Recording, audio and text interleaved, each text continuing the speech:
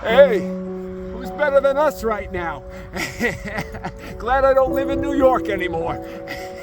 The only thing I'll be shoveling is breakfast, lunch, and dinner into my mouth. Don't gotta worry about hurting my back doing that either.